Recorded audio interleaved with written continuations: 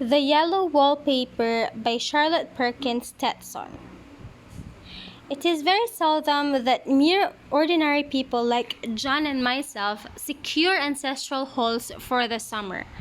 A colonial mansion, a hereditary estate, I would say a haunted house, and reach the height of romantic felicity, but that would be asking too much of fate. Still, I will profoundly declare that there is something queer about it. Else, why should it be let so cheaply, and why have stood so long untenanted? John laughs at me, of course, but one expects that in marriage. John is practical in the extreme. He has no patience with faith, an intense horror of superstition, and he scoffs openly at any talk of things not to be felt and seen and put down in figures. John is a physician, and perhaps, I would not say it to a living soul, of course, but this is dead paper and a great relief to my mind. Perhaps that is one reason I do not get well faster. You see, he does not believe I am sick, and what can one do? If a physician of high standing and one's own husband assures friends and relatives that there is really nothing that matter with one but temporary nervous depression, a slight hysterical tendency, what is one to do? My brother is also a physician and also of high standing, and he says the same thing. So I take phosphates or phosphites, whichever it is, and tonics and journeys and air and exercise, and am absolutely forbidden to work until I am well again. Personally, I disagree with their ideas. Personally, I believe that congenial work with excitement and change would do me good, but what is one to do? I did write for a while in spite of them, but it does exhaust me a good deal having to be so sly about it, or else meet with heavy opposition. I sometimes fancy that in my condition, if I had less opposition and more society and stimulus, but John says the very worst thing I can do is to think about my condition, and I confess it always makes me feel bad. So I will let it alone and talk about the house. The most beautiful place. It is quite alone, standing well back from the road, quite 3 miles from the village. It makes me think of English places that you read about, for there are hedges and walls and gates that lock, and lots of separate little houses for the gardeners and people. There is a delicious garden. I never saw such a garden, large and shady, full of box-bordered paths and lined with long grape-covered arbors with seats under them. There were greenhouses too, but they are all broken now. There was some legal trouble, I believe, something about the heirs and co-heirs. Anyhow, the place has been empty for years. That spoils my ghostliness, I am afraid, but I don't care. There is something strange about the house. I can feel it. I even said so to John one moonlight evening, but he said what I felt was a drought and just shut the window. I get unreasonably angry with John sometimes. I'm sure I never used to be so sensitive. I think it is due to this nervous condition. But John says if I feel so, I shall neglect proper self-control, so I take pains to control myself before him at least, and that makes me very tired. I don't like the room a bit. I wanted one downstairs that opened on the piazza and had roses all over the window and such pretty old-fashioned chintz hangings, but John would not hear of it. He said there was only one window and not room for 2 beds and no near room for him if he took another. He is very careful and loving and hardly lets me steer without special direction. I have a scheduled prescription for each hour in the day. He takes all care for me, and so I feel basely and grateful not to value it more. He said we came here solely on my account, that I was to have perfect rest and all the air I could get. Your exercise depends on your strength, my dear, said he, and your food somewhat on your appetite. But air you can absorb all the time, so we took the nursery at the top of the house. It is a big airy room, the whole floor nearly, with windows that look all ways, and air and sunshine galore. It was nursery first and then playroom and gymnasium, I should judge, for the windows are barred for little children and there are rings and things in the walls. The paint and paper look as if a boys' school had used it. It is stripped off the paper in great patches all around the head of my bed, about as far as I can reach, and in a great place on the other side of the room low down. I never saw a worse paper in my life. One of those sprawling flamboyant patterns committing every artistic scene. It is dull enough to confuse the eye in the following, pronounced enough to constantly irritate and provoke study, and when you follow the lame uncertain curves for a little distance, they suddenly commit suicide, plunge off at outrageous angles, destroy themselves in an herd of contradictions. The color is repellent, almost revolting, a smoldering and clean yellow, strangely faded by the slow turning sunlight. It is a dull yet lurid orange in some places, a sickly sulphur tint in others. No wonder the children hated it. I should hate it myself if I had to live in this room long. There comes John, and I must put this away. He hates to have me write a word. We have been here 2 weeks, and I haven't felt like writing before, since that first day. I am sitting by the window now, up in this atrocious nursery, and there is nothing to hinder my writing as much as I please, save lack of strength. John is away all day, and even some nights when his cases are serious. I am glad my case is not serious. But these nervous troubles are dreadfully depressing. John does not know how much I really suffer. He knows there is no reason to suffer, and that satisfies him. Of course, it is only nervousness. It does weigh on me so not to do my duty in any way. I meant to be such a help to John, such a real rest and comfort, and here I am, a comparative burden already. Nobody would believe what an effort it is to do what little I am able, to dress and entertain and order things. It is fortunate Mary is so good with the baby, such a dear baby. And yet I cannot be with him, it makes me so nervous. I suppose that John never was nervous in his life. He laughs at me so about this wallpaper. At first he meant to repaper the room, but afterwards he said that I was letting it get the better of me, and that nothing was worse for a nervous patient than to give way to such fancies. He said that after the wallpaper was changed, it would be the heavy bedstead, and then the barred windows, and then the gate at the head of the stairs, and so on. You know the place is doing you good, he said. And really, dear, I don't care to renovate the house just for a 3-month rental. Then do let us go downstairs, I said. There are such pretty rooms there. Then he took me in his arms and called me a blessed little goose, and said he would go down cellar if I wished, and have it whitewashed into the bargain. But he is right enough about the beds and windows and things. It is an airy and comfortable room as anyone need wish, and of course I would not be so silly as to make him uncomfortable just for a whim. I'm really getting quite fond of the big room, all but that horrid paper. Out of one window I can see the garden, those mysterious deep-shaded arbors, the riotous old-fashioned flowers and bushes and gnarly trees. Out of another I get a lovely view of the bay and a little private wharf belonging to the estate. There is a beautiful shaded lane that runs down there from the house. I always fancy I see people walking in these numerous paths and arbors, but John has cautioned me not to give way to fancy in the least. He says that with my imaginative power and habit of story making, a nervous weakness like mine is sure to lead to all manner of excited fancies, and that I ought to use my will and good sense to check the tendency. So I try. I think sometimes that if I were only well enough to write a little, it would relieve the press of ideas and rest me.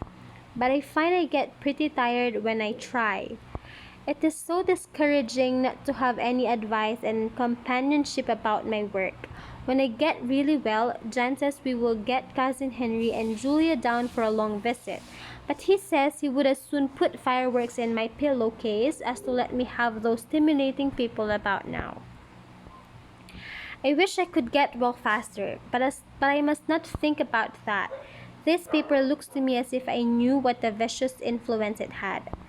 There is a recurrent spot where the pattern lolls like a broken neck and two bulbous eyes stare at you upside down. I get positively angry with the impertinence of it and the everlastingness. Up and down and sideways they crawl, and those absurd, unblinking eyes are everywhere. There is one place where two breaths didn't match, and the eyes go all up and down the line, one a little higher than the other. I never saw so much expression in an inanimate thing before, and we all know how much expression they have. I used to lie awake as a child and get more entertainment and terror out of blank walls and plain furniture than most children could find in a toy store. I remember what a kindly wink the knobs of her big, old bureau used to have, and there was one chair that always seemed like a strong friend. I used to feel that if any of the other things looked too fierce, I could always hop into that chair and be safe. The furniture in this room is no worse than inharmonious, however, for we had to bring it all from downstairs. I suppose when this was used as a playroom, they had to take the nursery things out, and no wonder. I never saw such ravages as the children have made here. The wallpaper, as I said before, is torn off in spots, and it sticketh closer than a brother. They must have had perseverance as well as hatred. Then the floor is scratched and gouged and splintered. The plaster itself is dug out here and there, and this great heavy bed, which is all we found in the room, looks as if it had been through the wars. But I don't mind it a bit, only the paper. There comes John's sister, such a dear girl as she is, and so careful of me. I must not let her find me writing. She is a perfect and enthusiastic housekeeper and hopes for no better profession. I verily believe she thinks it is a writing which made me sick. But I can write when she is out and see her a long way off from these windows. There is one that commands the road, a lovely shaded winding road, and one that just looks off over the country. A lovely country too, full of great elms and velvet meadows. This wallpaper has a kind of sub-pattern in different shade, a particularly irritating one, for you can only see it in certain lights and not clearly then. But in the places where it isn't faded and where the sun is just so, I can see a strange, provoking, formless sort of figure that seems to skulk about behind that silly and conspicuous front design. There's sister on the stairs. Well, the 4th of July is over. The people are all gone and I am tired out.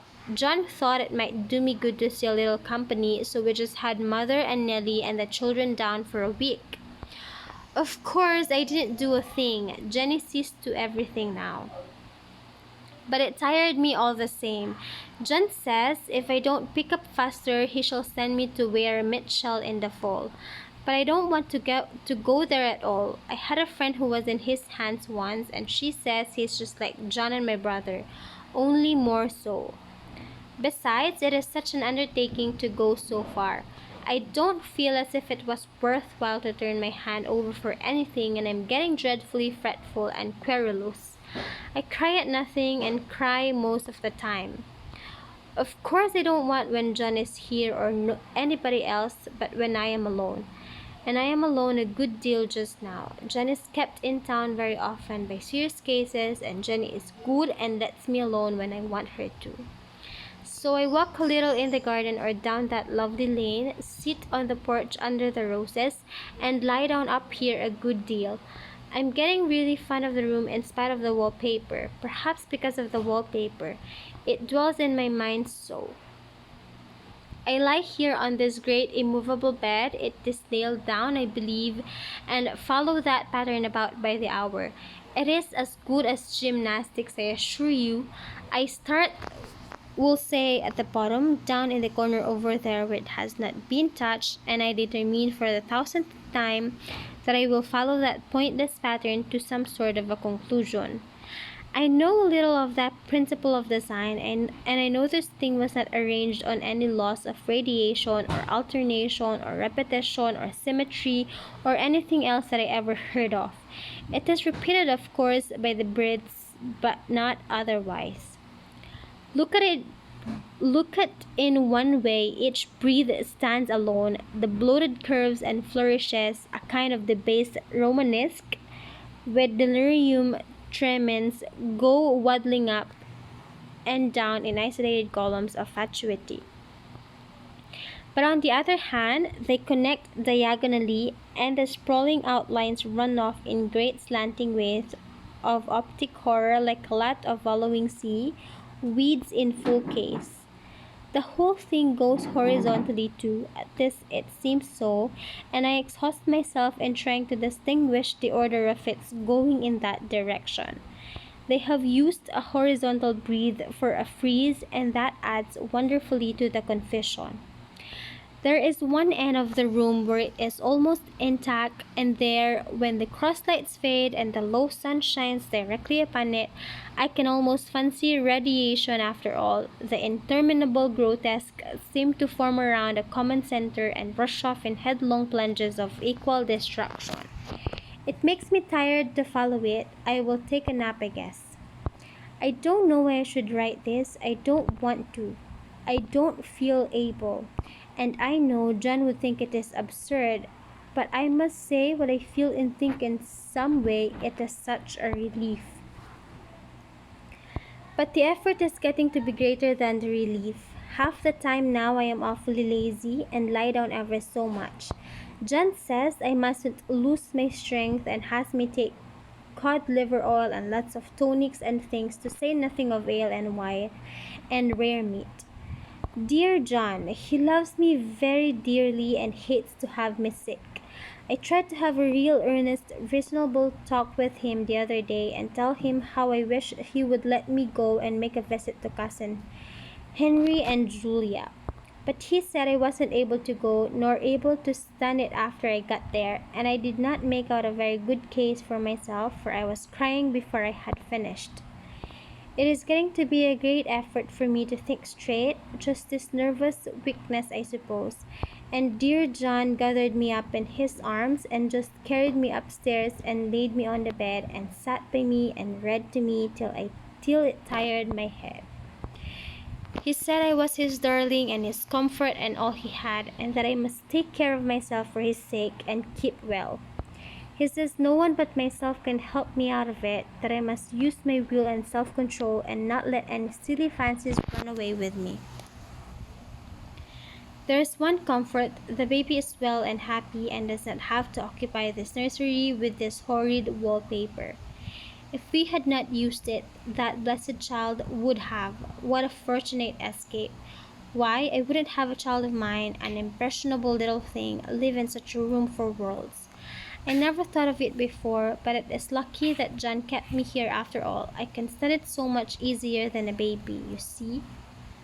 Of course, I never mention it to them anymore. I am too wise, but I keep watch of it all the same.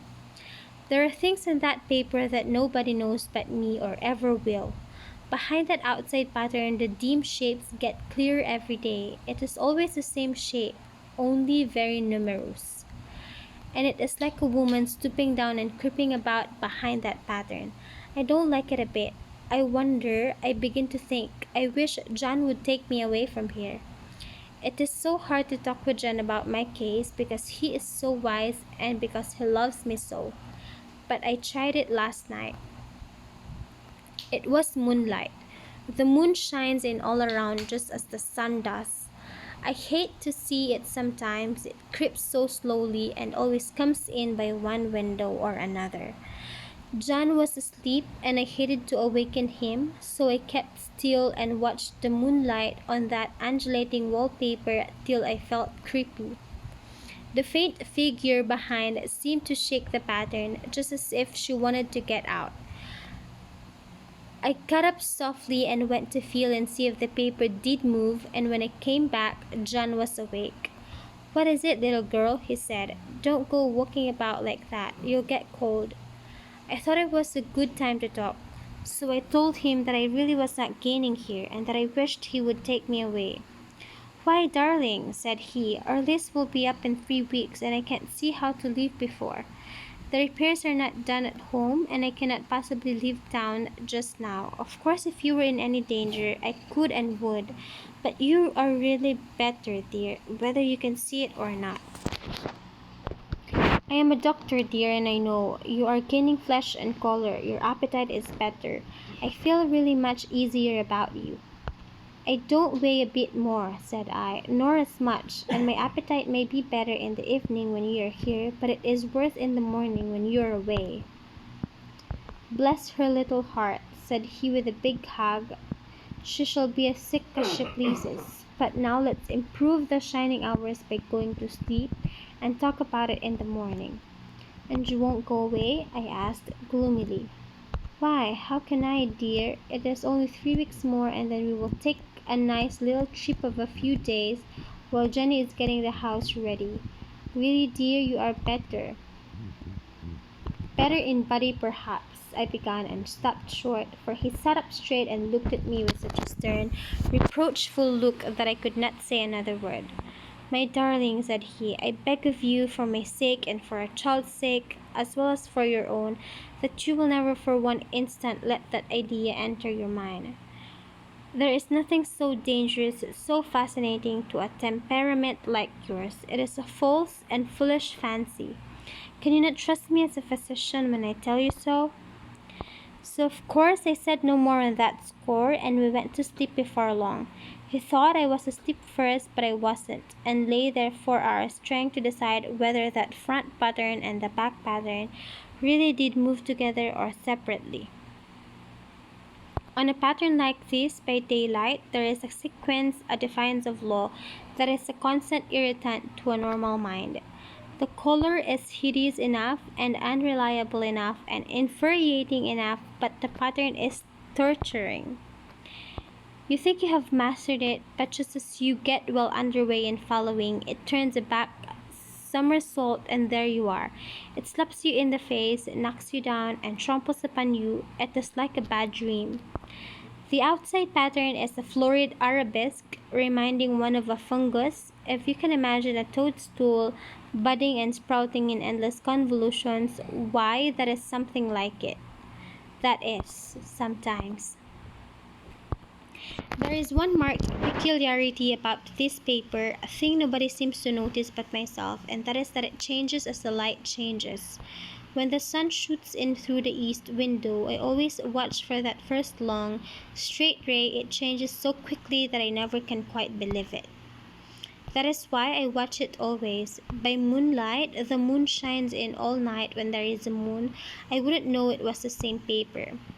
At night, in any kind of light, in twilight, candlelight, lamplight, and worst of all, by moonlight, it becomes bars. The outside pattern, I mean, and the woman behind it is as plain as can be. I didn't realize for a long time what the thing was that showed behind that dim sub-pattern, but now I am quite sure it is a woman. By daylight she is subdued quiet. I fancy it is the pattern that keeps her so still. It is so puzzling. It keeps me quiet by the hour. I lie down ever so much now. John says it is good for me and to sleep all I can. Indeed, he started the habit by making me lie down for an hour after each meal. It is a very bad habit, I am convinced, for you see I don't sleep. And that cultivates deceit, for I don't tell them I'm awake. Oh no. The fact is I am getting a little afraid of John. He seems very queer sometimes, and even Jenny has an inexplicable look. It strikes me occasionally, just as a scientific hypothesis, that perhaps it is the paper. I have watched John when he did not know I was looking and come into the room suddenly on the most innocent excuses, and I've got him several times looking at the paper. And Jenny too. I caught Jenny with her hand on it once. She didn't know I was in the room, and when I asked her in a very quiet voice, with the most restrained manner possible, what she was doing with the paper. She turned around as if she had been caught stealing and looked quite angry, asked me why I should frighten her so. Then she said that the paper stained everything it touched. Then she had found yellow smooches on all my clothes and John's, and she wished we would be more careful. Didn't that sound innocent? But I know she was studying that pattern, and I am determined that nobody shall find it out but myself. Life is very much more exciting now than it used to be. You see, I have something more to expect, to look forward to watch. I really do it better and am more quiet than I was. John is so pleased to see me improve. He laughed a little the other day and said I seem to be flourishing in spite of my wallpaper. I turned it off with a laugh. I had no intention of telling him it was because of the wallpaper. He would make fun of me. He might even want to take me away. I don't want to leave now until I have found it out. There is a week more, and I think that it will be enough. I'm feeling ever so much better. I don't sleep much at night, for it is so interesting to watch developments, but I sleep a good deal in the daytime. In the daytime, it is tiresome and perplexing. There are always new shoots on the fungus and new shades of yellow all over it. I cannot keep count of them, though I have tried conscientiously. It is the strangest yellow, the wallpaper. It makes me think of all the yellow things I ever saw. Not beautiful ones like buttercups, but all the foul, bad yellow things. But there is something else about that paper. The smell. I noticed it the moment we came into the room, but with so much air and sun it was not bad. Now we have had a week of fog and rain, and whether the windows are open or not, the smell is here. It creeps all over the house. I find it hovering in the dining room, skulking in the parlor, hiding in the hall, lying in wait for me on the stairs. It gets into my hair. Even when I go to ride, if I turn my head suddenly and surprise it, there is that smell. Such a peculiar odor too. I have spent hours in trying to analyze it, to find what it smelled like. It is not bad at first and very gentle, but quite the soulless, most enduring odor I ever met. In this damp weather, it is awful. I wake up in the night and find it hanging over me. It used to disturb me at first. I thought seriously of burning the house to reach the smell. But now I am used to it. The only thing I can think of is that it is like the color of the paper, a yellow smell. There is a very funny mark on this wall, low down, near the mopboard, a streak that runs round the room. It goes behind every piece of furniture except the bed, a long, straight, even smooch, as if it had been rubbed over and over. I wonder how it was done and who did it, and what they did it for. Round and round and round, round and round and round, it makes me dizzy. I really have discovered something at last. Through watching so much at night, when it changes so, I finally found out. The front pattern does move, and no wonder the woman behind shakes it. Sometimes I think there are a great many women behind, and sometimes only one, and she crawls around fast, and her crawling shakes it all over. Then in the very bright spots, she keeps still, and in the very shady spots, she just takes hold of the bars and shakes them hard. And she is all the time trying to climb through, but nobody could climb through the pattern. It strangles so. I think that is why it has so many heads. They get through, and then the pattern strangles them off and turns them upside down and makes their eyes white. If those heads were covered or taken off, it would not be half so bad. I think that woman gets out in the daytime. And I'll tell you why. Privately, I've seen her. I can see her out of every one of my windows. It is the same woman I know, for she is always creeping, and most women do not creep by daylight. I always lock the door when I creep by daylight. I can't do it at night, for I know John would suspect something at once. And John is so queer now that I don't want to irritate him. I wish he would take another room. Besides, I don't want anybody to get that woman out at night but myself. I often wonder if I could see her out of all the windows at once, but turn as fast as I can only see out of one at one time. And though I always see her, she may be able to creep faster than I can turn. I have watched her sometimes away off in the open country, creeping as fast as a cloud, shadow, and a high wind. If only that tap pattern could be gotten off from the under one, I mean to try it little by little. I have found out another funny thing, but I shan't tell it this time. It does not do to trust people too much. There are only 2 more days to get this paper off, and I believe John is beginning to notice. I don't like the look in his eyes. And I heard him ask Jenny a lot of professional questions about me. She had a very good report to give. She said I slept a good deal in the daytime. John knows I don't sleep very well at night, for all I'm so quiet. He asked me all sorts of questions too and pretended to be very loving and kind, as if I couldn't see through him. Still, I don't wonder he acts so, sleeping under this paper for 3 months. It only interests me, but I feel sure John and Jenny are secretly affected by it. Hurrah, this is the last day, but it is enough. John to stay in town overnight and won't be out until this evening. Jenny wanted to sleep with me, the sly thing, but I told her I undoubtedly rest better for a night all alone. That was clever, for really I wasn't alone a bit. As soon as it was moonlight and that poor thing began to crawl and shake the pattern, I got up and ran to help her.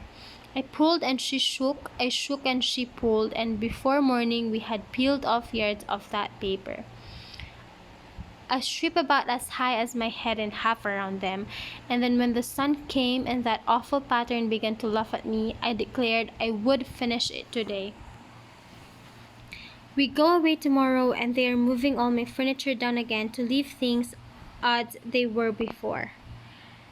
Jenny looked at the wall in amazement, but I told her merrily that I did it out of pure spite at the vicious thing. She laughed and said she wouldn't mind doing it herself, but I must not get tired. How she betrayed herself that time. But I am here, and no person touches this paper but me, not alive. She tried to get me out of the room. It was too patient, but I said it was so quiet and empty and clean now that I believed I would lie down again and sleep all I could, and not to wake me even for dinner. I would call when I woke. So now she is gone, and the servants are gone, and the things are gone, and there is nothing left but that great bedstead nailed down with the canvas mattress we found on it. We shall sleep downstairs tonight and take the boat home tomorrow. I quite enjoy the room now it is bare again. How those children did tear about here. This bedstead is fairly gnawed, but I must get to work. I have locked the door and thrown the key down into the front path. I don't want to go out, and I don't want to have anybody come in till John comes. I want to astonish him. I've got a rope up here that even Jenny did not find.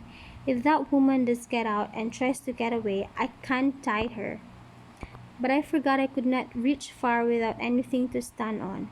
This bed will not move. I tried to lift and push it until I was lame, and then I got so angry I bit off a little piece at one corner, but it hurt my teeth. Then I peeled off all the paper I could reach standing on the floor. It sticks horribly, and the pattern just enjoys it. All those strangled heads and bulbous eyes and waddling fungus growths just shrieked with derision. I am getting angry enough to do something desperate. To jump out of the window would be admirable exercise, but the bars are too strong even to try. Besides, I wouldn't do it. Of course not. I know well enough that a step like that is improper and might be misconstrued. I don't like to look out of the windows even. There are so many of those creeping women, and they creep so fast. I wonder if they all come out of that wallpaper as I did. But I am securely fastened now by my well-hidden rope. You don't get me out in the road there. I suppose I shall have to get back behind the pattern when it comes night, and that is hard. It is so pleasant to be out in this great room and creep around as I please. I don't want to go outside. I won't even if Jenny asks me to. For outside you have to creep on the ground and everything is green instead of yellow. But here I can creep smoothly on the floor, and my shoulder just fits in that long smooch around the wall, so I cannot lose my way. Why, there's John at the door. It's no use, young man, you can't open it. How does he call and pound? Now he's trying for a knock. It would be a shame to break down that beautiful door. John dear, said I in the gentlest voice, the key is down by the front steps, under a plantain leaf. That silenced him for a few moments. Then he said, very quietly indeed, open the door, my darling. I can't, said I. The key is down by the front door under a plantain leaf.